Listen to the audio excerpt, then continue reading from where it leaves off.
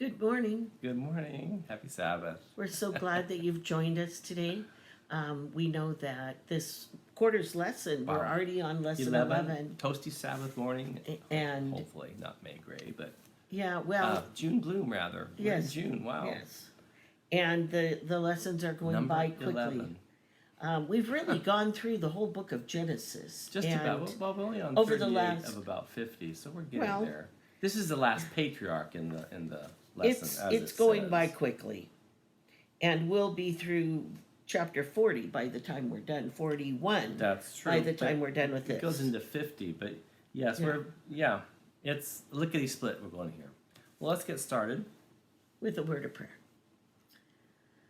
Father, as we come before you today, thank you for Sabbath. Thank you for the day that you've set aside to remind us that we need to renew our love, our relationship, our willingness to be a part of your family.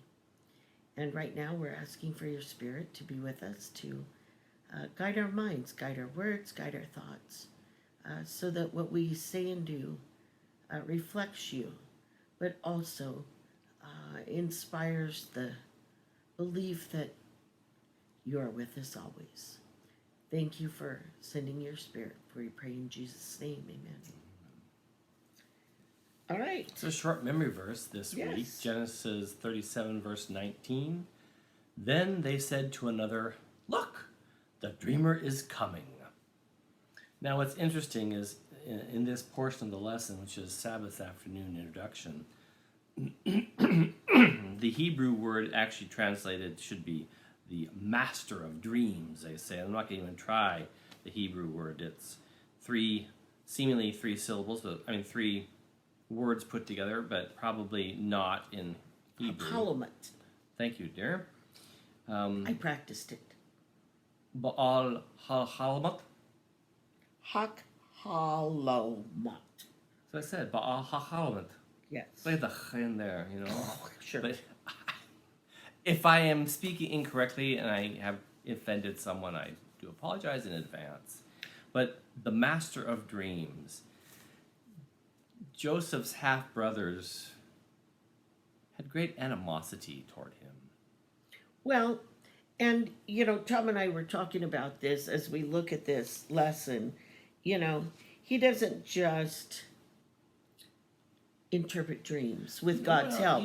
He actually lives the dream. And that's the part that, as we look at this lesson and we go through, we look at how the families were distressed. And if you remember last week, we talked about Leah and how Leah is unhappy with absolutely everything that's going on. Well, she's an unwanted wife. Wouldn't you be as a woman? Well, okay. So Jacob actually said, "I don't want her as my wife, but I'll settle with her since we've consummated our marriage. Okay, but I want your younger sister. I want Rebecca." Yes. Think how you'd feel. Well, yes, but Leah had him and Rachel didn't. So you'd think that there'd be a little bit of Rachel, yeah. Leah. Rebecca was Jacob's. Yeah. But then, you look at the family that they have, and you look at, the children that they have. Reuben, right? And some other ones. And you look at... There were some concubines thrown in there as well. It wasn't just all the 10 boys weren't all from Leah. Yeah. But anyway. But you look at the names that Leah named her children, and the children's names were dreadful. It's how much... The names weren't, but what the meanings were. Yeah. And you look at all the things that they're upset about, and she's like, my life is done. I may as well cry and and die. And, I mean, it's just like a pity party most of the time. And you look at her children who come into being during this time while Jacob is still working for Rachel, right? And he's still working and still working. And then Leah, Well, Asher, that means happy. So, they weren't all bad names. yeah.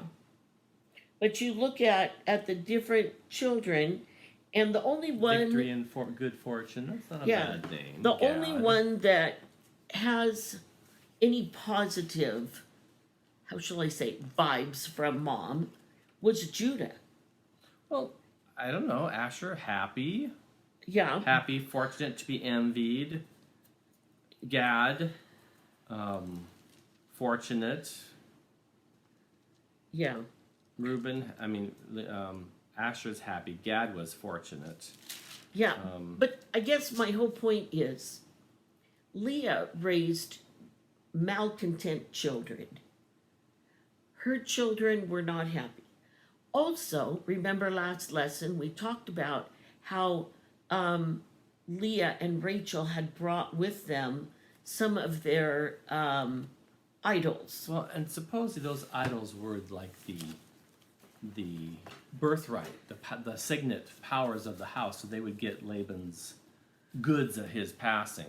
Well, yes, and they may have been worshipped as well, because Jacob did say, "Out with those idols." but the fact is that the families were unhappy, and that began to, I think, leach out into the history of the family as they're going along. So if we look at Sunday's lesson, Jacob, he's settled into Canaan pretty well.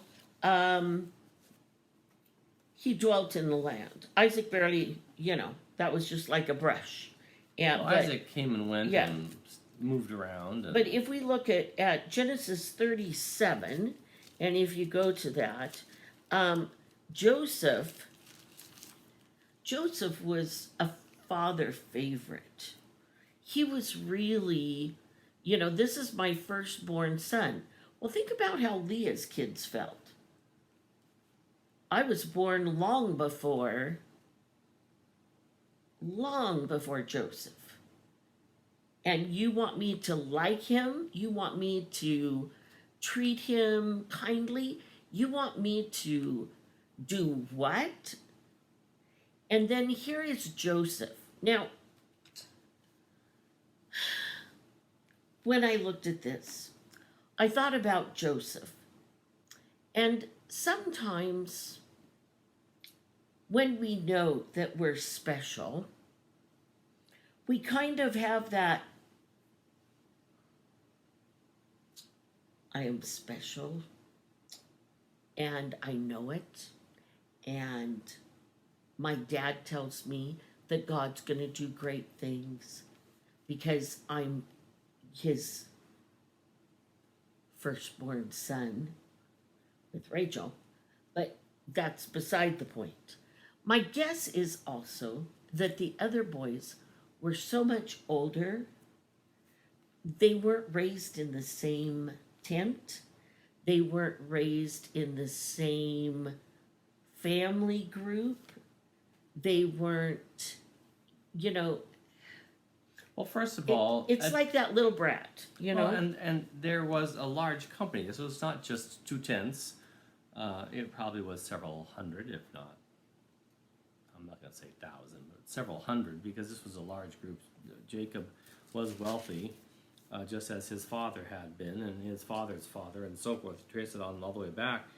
And in verse, where was that? 7, I think. No, not quite that yet. Verse 4 of chapter 37.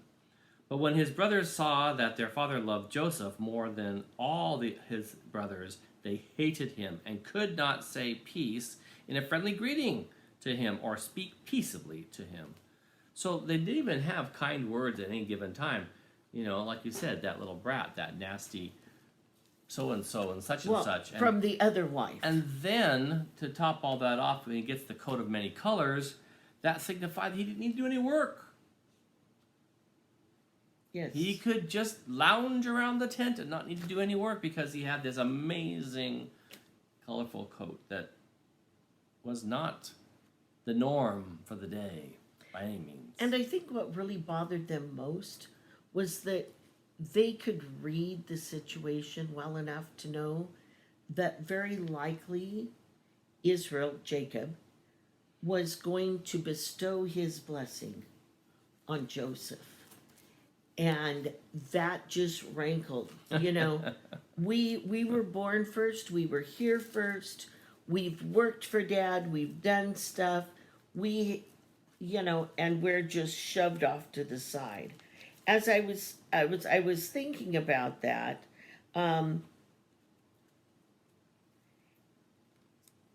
this is the phrase that I took. It was in verse 3. You did verse 4 of 37. Because he was the son of his old age, Israel loved Joseph more than any other children. I got to thinking, maybe it's kind of like how a grandparent feels about the grandchild. Like, this is my grandchild. Isn't my grandchild so cute? Isn't my grandchild so smart?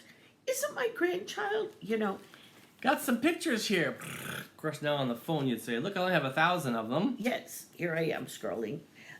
When we look at that, I think, as I read that, I thought, I don't think that Jacob, Israel, was so intentional as to be hurtful or mean to the other boys. It was just like they're off doing whatever older boys at that age did. I don't know. Work in the field. Yeah, take care of the flocks, whatever. And here is this kid at home, and I'm playing, and I'm having so much fun. I jumped way ahead in Genesis to chapter 49, where Jacob is blessing his sons. And when it comes to Jacob, it begins. Jacob is blessing Joseph, yeah. Right? In verse 26 of chapter 49. The blessings of your father on you are greater than the blessings of your forefathers, Abraham and Isaac, on me, and are lasting as the bounties of eternal hills. They shall be on the head of Joseph, and of the crown of his head on him who was consecrated and was separate from his brethren as a prince among them. So even on Jacob's deathbed, he's doing this for Joseph. And some of the other blessings are they're not really blessings. If you want to take a look at what he had for his 12 sons, actually 10 of them, and he threw in 2 of Joseph's boys, Manasseh and Ephraim. Read chapter 49 to get a chance. But anyway, let's get back to where we are at the last one. We kind of got sidetracked. But yes, indeed, the family was indeed troubled. And Joseph... very, very dysfunctional. And Joseph, thinking that he was right... because this is what my father said. There you go. I always obey, and I do. And he would report, those boys aren't doing what they're supposed to. Dad, guess what Reuben's doing with Simeon? Yeah. Dad, guess what Levi did? And Naphtali pulled my hair. Yeah. But when you look at that, then he throws in...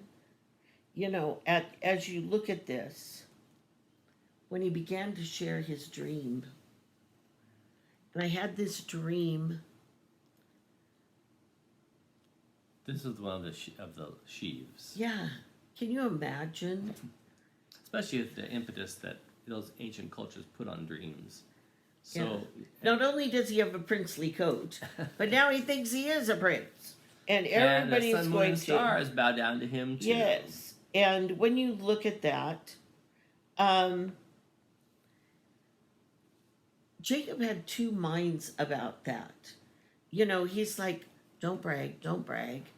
But he's thinking ahead, we will be the line that goes to the Messiah. So, he's constantly putting, ideas into place where he can say,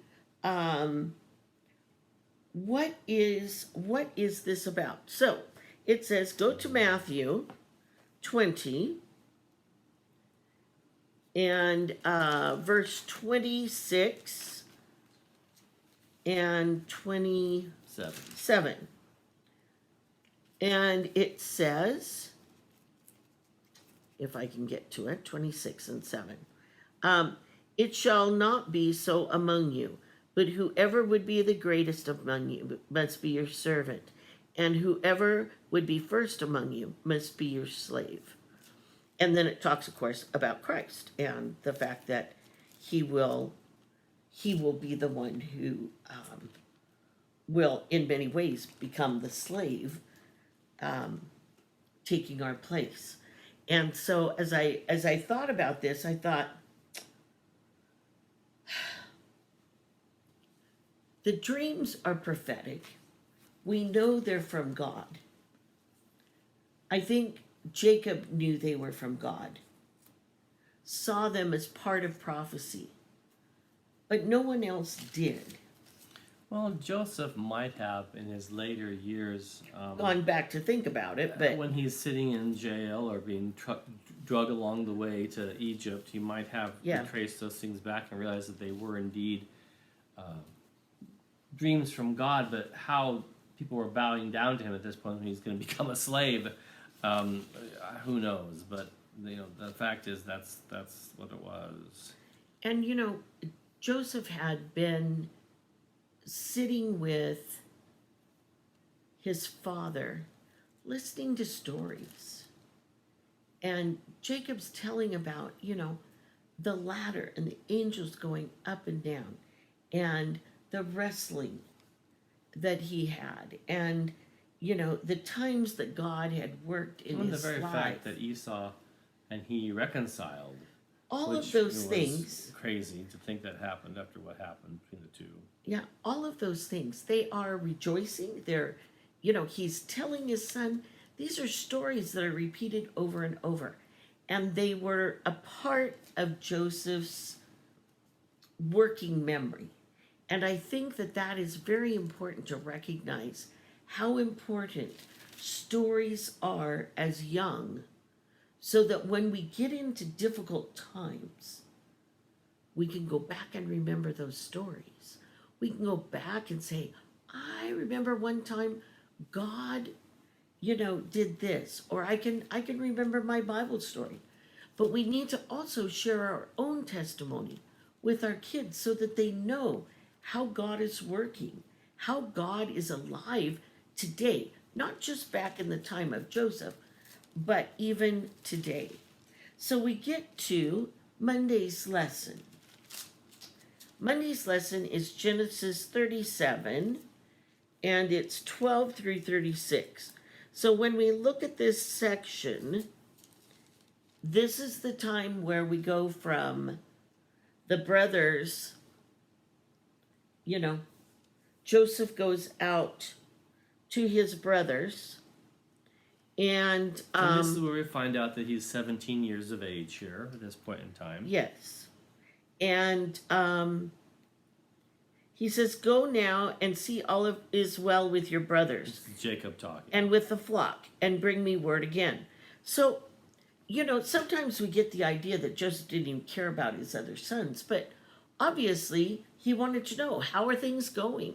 How are the, how are they doing? How are the flocks doing? How, do they need anything? That kind of journey was what he sent Joseph on. And it's here in chapter 37 too, where we learn that Jacob's coat that he gave to Joseph was a coat, meaning Joseph wouldn't have to work. Here in the Amplified Version, it is described not of a coat of many colors, but it is described as a distinctive long tunic, and here's the key, with sleeves. The tunics that the working men wore in that time didn't have sleeves, because sleeves would get in the way of the work you did.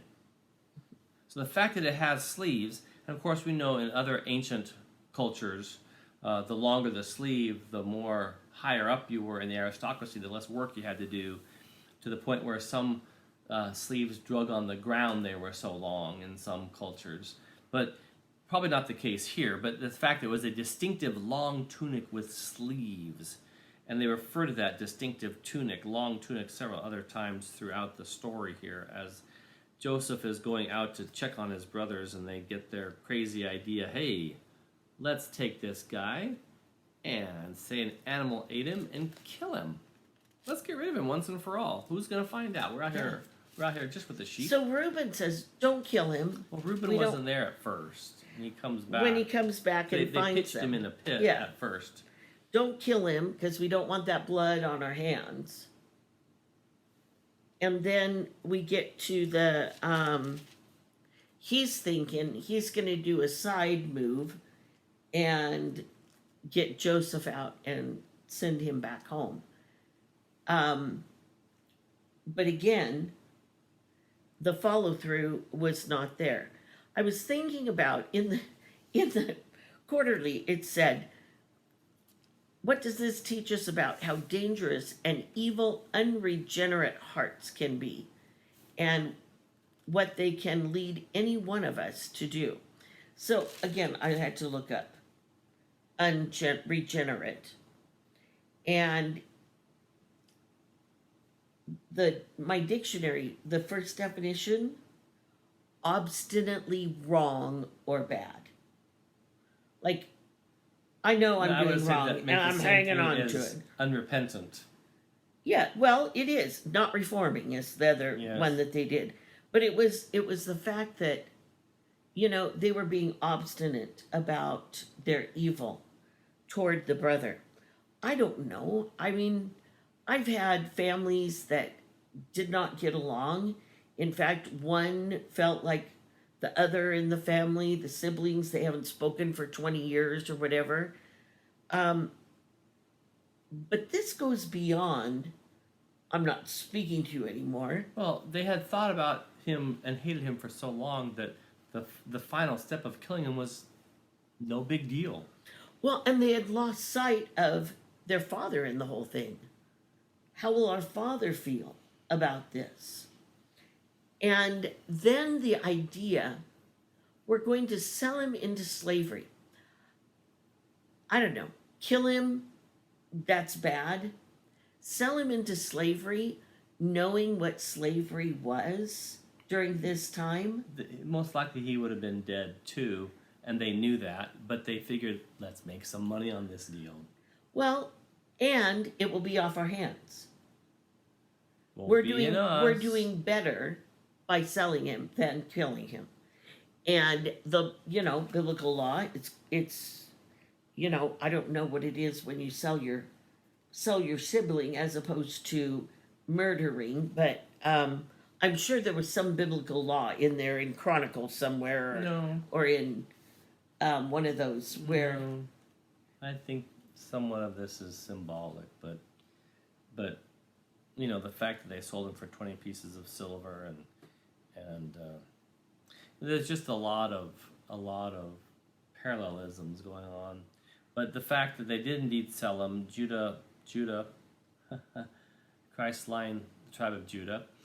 Anyway, Judah says, hey, let's make some money here. Let's sell him to the Ishmaelite traders. And then the lesson talks about, then they sold him to the Midianites. And I went, well, wait, someone messed up here. Ishmaelites, Midianites, they're different people groups. Well, if you look at the Bible chapter there in verse 37, it does the exact same thing. Come now, let us sell him to the Ishmaelites and Midianites. These are the mixed Arabians who are approaching. Let us not lay our hands upon him, for he is our brother and our own flesh. And his brothers consented. So Judah is a persuasive salesman here in verses 26 and 27. But we know that they were very likely descendants of Esau. Ishmael. Oh, him too. Yeah. And that by that, Ishmael, again, Esau, it's that roundabout, It's the bigger family. The bigger family, the so watch out for your relatives. Line of Abraham, Ishmael, Isaac and Jacob. Yes. That when we look at that idea of selling the brother, what does it mean? I was writing up the side, and I was thinking about the lesson kept going back to How could they be cruel? How could they be so mean and so evil? And I thought, you know, it is up to Tracy hasn't had bigger brothers, obviously. no, I had no brothers. But when we look at the idea of training our children, some children, you know, their parents have done everything they could to show them love, to show them, And they're regenerate. and they're regenerate. But often, you know, that malcontent, things just aren't good enough. Well, and that we're- it festers. It festers, does. and it poisons the whole being. And I think that's one and of it the grows like a dark cloud. yeah, and not let attitude dictate. Now, it seems like Reuben at least had, I don't know, some pity. You know, maybe Well, he thought about he his was the dad. oldest brother. He knew that it would be on his head as the eldest, Yeah, and if then he something would have happened to and- tell his dad. and that he would have to deal with the consequences Yeah. himself, whether the younger brothers did or not. He didn't want that. Yeah. So he's like, no, let's figure something else out here. But Reuben wasn't around when they sold him, or the plan to sell him for whatever reason. Maybe he was checking on the flock or whatever. And when he came back to get Joseph out of the pit was empty. Yeah. But as we look at this story, Joseph is sold, and kind of meanwhile back on the ranch, we have Tuesday's lesson. Not meanwhile, after that, Well, as Joseph's okay. being going off yeah, to Egypt. he's traveling, and this is what's happening back on the ranch. So we have Judah and Tamar. As I read through this is chapter 38.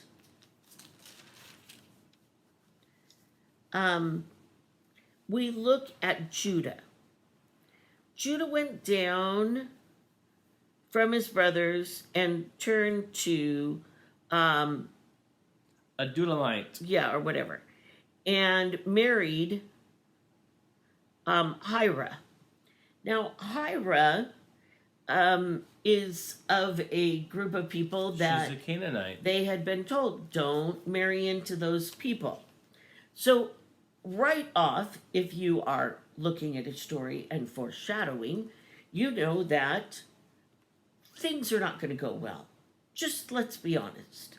Things are not going to go well. Well, look what happened when Samson married Philistine girls. Yeah. And so he marries her. She conceives and bears a son whose name is. E-R. And then she bears another son. Onan. And then the third one, Shelah. Selah. Shelah. Okay. And then Judah And then one more. tries to arrange. Chizib. Okay. Oh, yeah. No, she was in Chisholm when she And- bore him. Yes. And Okay. then Judah took his wife for A wife for his son. And that was Tamar. Yes. So we jumped a whole bunch of years real fast there, obviously, from the boy being born 5 verses ahead, and then he's getting married. Yes. He gets married Time and goes by fast. he's wicked, and God smites him. Is that a good word? Smite. It says here, he slew him. Slew him. Sorry. So smite would be King James Version. Okay. Probably. He slew him. And so then Judah goes to Onan, according to the law of The culture. the culture of the time. You know, you Gotta go carry and the family line, so well, and you Onan was also supposed to take marry care of her. yeah, in place of your brother. And and raise your brother's offspring. yes, but Onan knew that the offspring would not be his, and he's selfish. He's like, I don't want to take care of my brother's brat. I'm not going to do that. And He so did take her as a wife, but they did not have a consummated marriage. well, they did, but anyway, long story short, he made sure she didn't get pregnant by him. And that displeased God because God had very specific laws in the Old Testament, and this is how it's done, this is what you do, and it was a protection for the families. Women had no rights, women had no connection. Well, Once they you often left were your family, property. yeah, and once you left your family, then you're just like, not just a You're widow, property. but you're out there. Widows had nothing. Yeah, and so They lost everything because it was all in the husband's that's right. line. And so what he did was displeasing to God, and it says he spilled himself on the ground, and that was not okay with God, and so God Slew him as well. thank you. And then Judah, Said to Tamar, remain as a widow at your father's house, yeah, till Selah, my youngest son, is grown. For he thought, lest perhaps if Selah should marry her, he would die also, and his brothers like his brothers, as brothers did. And so she went to her father's house. And then as time goes on, the wife of Judah dies, and Judah was mourning his wife. And so he went, he's doing what he does, going to the sheep shearers, and he goes to visit different people. And so Tamar goes, well, that little kid's not old enough, and I need a husband, and I'm unhappy staying with my father. And so she wraps herself up in a veil and puts herself to the side where many of the harlots would sit, I guess, peddling their wares, or whatever they said at the time. And he went over, and he didn't realize who it was. And her price was, send me a kid from your flock. And Judah goes, done. And he says, well, what pledge? I don't have the thing with me.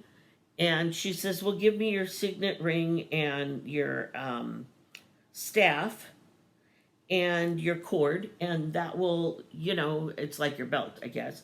That will be enough. I'll trade it back when you bring me my payment. And she conceived with Judah, and she went away, and so Judah comes back with the kid, and there's no girl. And they're like, he's like, where's the harlot that was sitting there? And they're like, we don't have one around here. What are you talking about? We don't, none of that. And so so he goes and he says, let her keep the things, at least she'll have, something to remember me by, I guess. Anyway, about 3 months later, he finds... Verse 24 now of chapter 38. He finds out that she's pregnant, and the child has, been born out of wedlock. Anyway, and he goes, well, who are you pregnant by? And she goes, you, and shows the signet ring and the,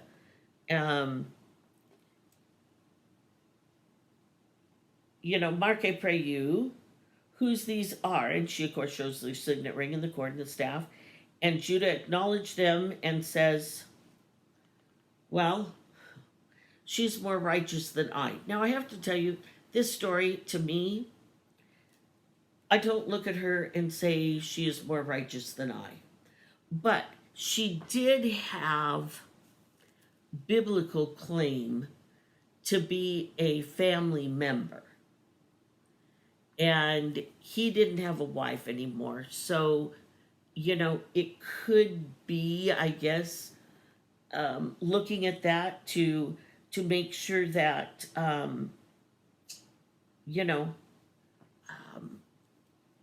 she is taken care of as a widow. And lo and behold, she has twins. Twins! Can you believe it?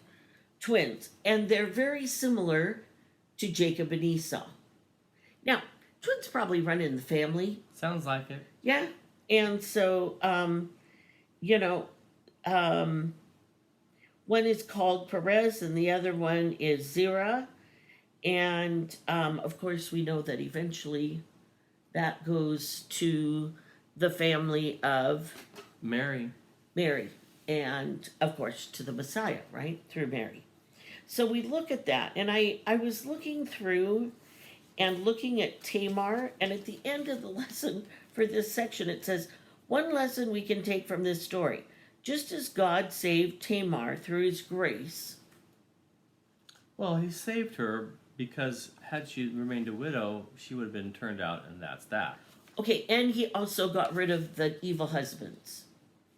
Well, he slew them, remember? Only husbands, but they were Judah's sons. So but in the end, it's the idea that God's grace is going to cover us and keep us as part of the family and eventually lead to salvation. And I guess that's the best I can say about that section of the lesson. I think I need to go back and read more Bible commentary on it, because I read some on my phone earlier today, and I needed a longer time. I should have started on like Monday. Well, obviously it doesn't take take Joseph 9 months to get to Egypt, but that's what's happening back in his hometown on his way to Egypt, and he's to Egypt now, and he's been sold to this local slave market, whatever town the Ishmaelites came to, and of course it happens to the town that they're buying slaves for the captain of Pharaoh's army, Potiphar, to fill out his work quota. And they say, that looks like a good strapping young man, 17 years of age. He's young. He's have clean cut. Lots of time to work. How much? And we're not told how much they pay for Joseph, but I'm sure he fetched a pretty hefty price. So, the lesson until the very end doesn't deal with the trip from Shechem or wherever they were with their sheep. I don't remember exactly where it says they were, to Egypt. But in that trip, Joseph had time to evaluate his life, and Joseph made some decisions that we'll talk about later. But the fact that Joseph works as a slave, and Potiphar notices what a good job he does and keeps promoting him, so to speak, until the point where he is in total control of Potiphar's house, and Potiphar's getting rich with Joseph in charge. Well, I think the other thing is, my guess is on that journey, instead of fighting, trying to get away, trying to steal away, trying to cause problems, Joseph showed himself to be a worthy young man. So that when they got to Egypt, my guess is the traders realized this isn't just some puny little, worthless slave. This is someone of character, someone of he has confidence. He has, I really think that, to be put into the position he was, God blessed him, but God gave him confidence to know that I am with you. I am with you. I am with you. And remember, he had all those stories from Jacob to tell him, I am with you, I am with you. Well, and Potiphar just wasn't in Pharaoh's household, so to speak, as a captain of the guard, but it says that he was an officer in Pharaoh, Pharaoh, captain and chief executioner for the royal guard of the Egyptians. Bought him. And there he was. And verse 2, but the Lord was with Joseph, and he, though a slave, was successful and prosperous man, and he was in the house of his master, the Egyptian.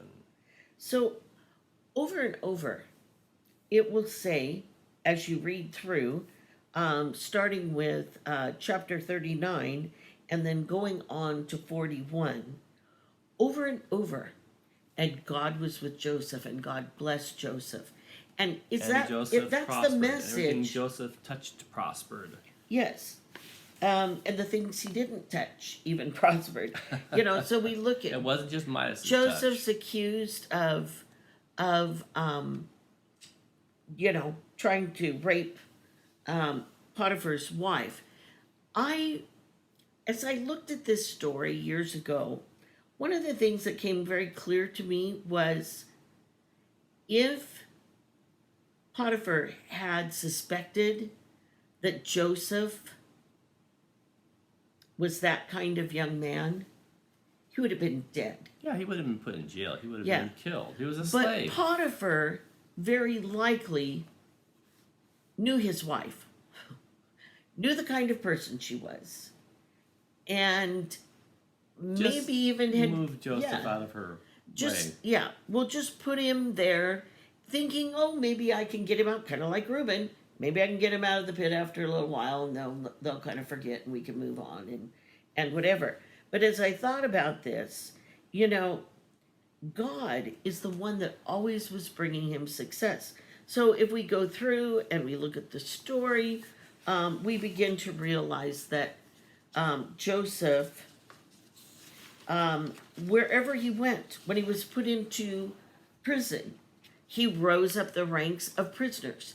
Why? Because he was helpful, he was honest, he was doing what he had been taught as a young boy, right?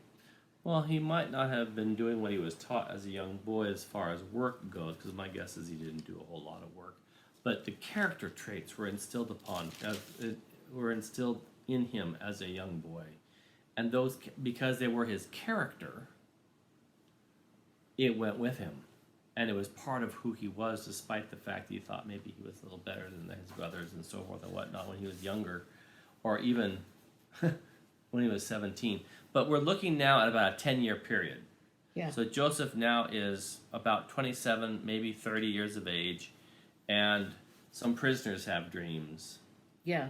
Now, And somehow they knew Joseph could tell dreams, could interpret dreams. well, my guess is that Joseph told his testimony.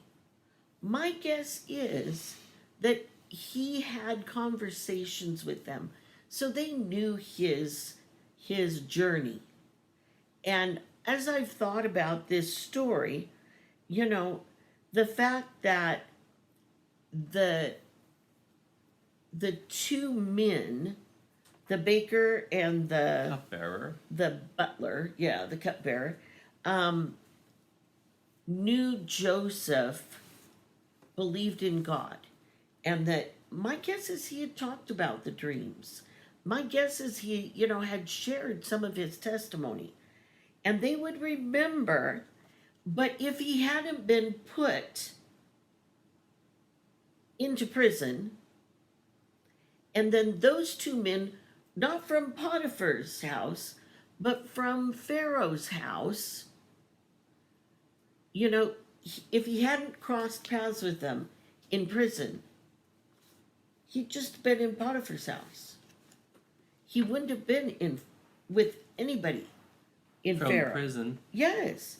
And so recognizing that the dreams that Joseph was able to interpret, my God can do this, my God can do this, would just, stick in their memory. And then, of course, Pharaoh. And 2 more years pass when the butler and cupbearer are released.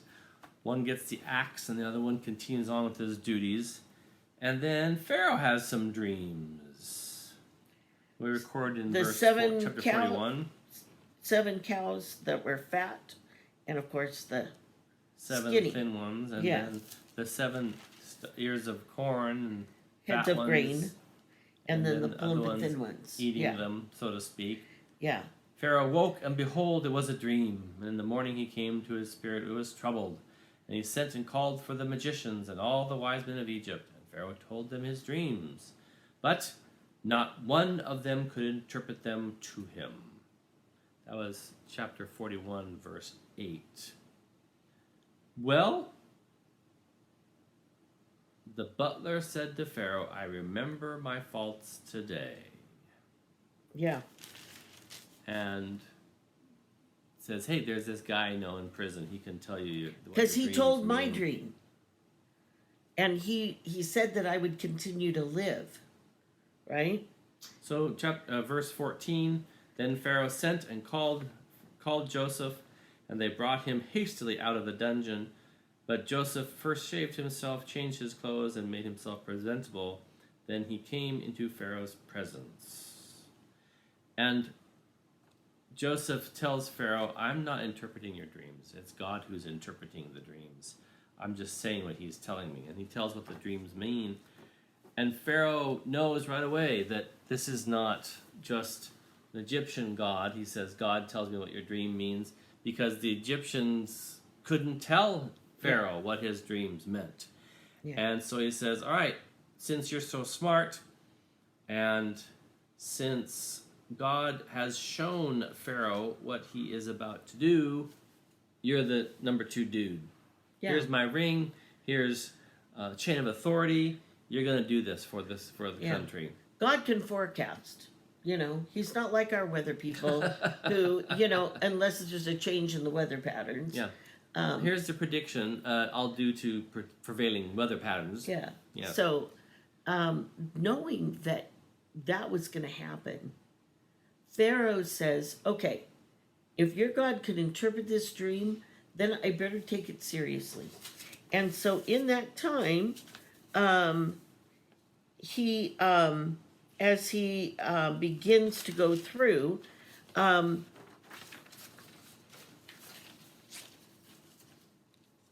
if you go to verse 53 in 41, Joseph has 2 sons, and Manasseh, right? Ephraim and Manasseh. Yeah. And so if you look at that, "For God has made me fruitful in the land of my affliction." Praising God even in their names, right?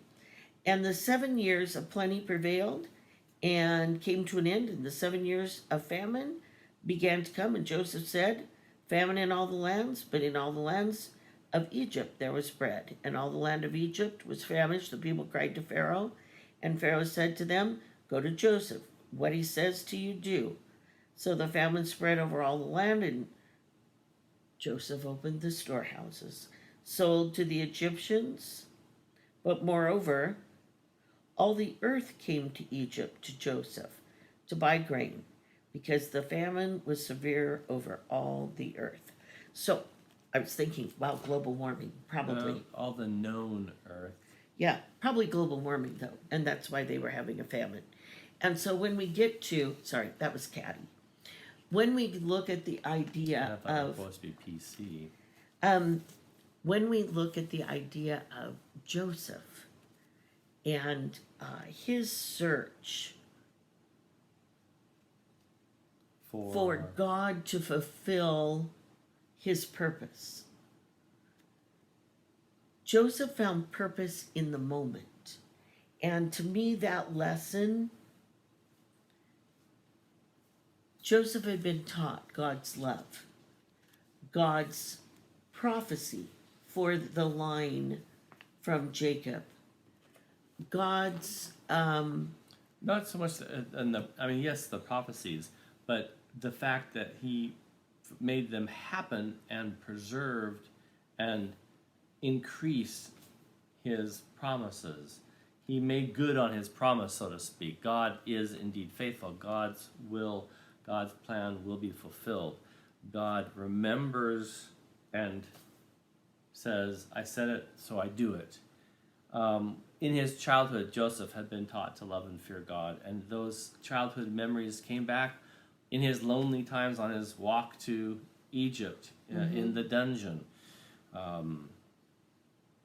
Perhaps even when he was tending flock before he was sold into slavery. But the very fact that because he had been taught these things as a child, he remembered them, he claimed them as his own, and he responded to them then in like manner. Well, and there's got to be a sense of purpose. Okay, God put me here and I survived and thrived. So God put me in prison, and I survived and thrived because of God. So when I get back out, survive and thrive because God was with me. God took care of me. God had a plan. God saw him through some of the worst times you can imagine nowadays. Sold into slavery, pitched into a pit, sold by your brothers. They wanted to kill you. But he was living the dream.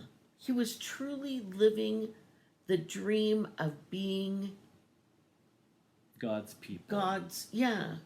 one of God's messengers, one of God's, And the interesting thing showcases. is the archaeology goes to kind of put in about this time frame of this happening of a huge shift in Egypt theology. It went to a monotheism from a polytheism. The Pharaoh moved everything to a whole new capital. They built whole new cities. And they tag it to about this time when Joseph was numbered, the second guy in charge of Egypt. Yeah. So as I was looking at the end of this, there's a beautiful quote from Education. In the crisis of his life, when making the terrible journey from his childhood home to Cana to the bondage which awaited him in Egypt, looking for the last time on the hills that hid the tents of his kindred, Joseph remembered his father's God. He remembered the lessons of his childhood. His soul thrilled with the resolve to prove himself true, ever to act as became a subject of the King of Heaven. Wow, what purpose could we teach our children? What purpose could we live? Knowing that no matter what's happening, I am living the dream that God gave me.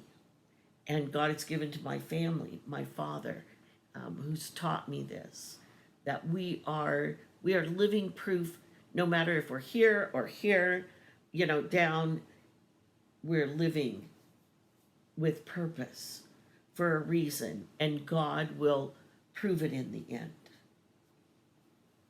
As we reflect on this week's lesson, I think we need to remember that no matter what does come our way, God will see us through. Yeah. Let's pray as we close. Heavenly Father, we sought you at the beginning of this lesson study, and we come to you again at the end, thanking you for preserving these stories for these thousands of years to ever remind us you will see us through. Your plan will be carried out.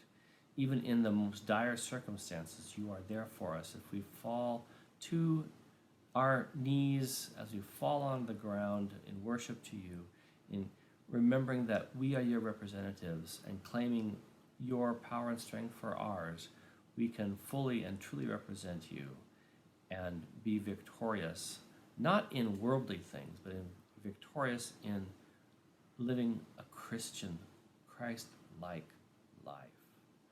And in that way, if others too sharing the Christian message with those around us. Be with us this week. Go with us as we move into the after service. And may we join each other again next week, worshiping you on this Sabbath day. We ask all these things in Jesus' name. Amen. Enjoy your Sabbath. We're glad you've joined us.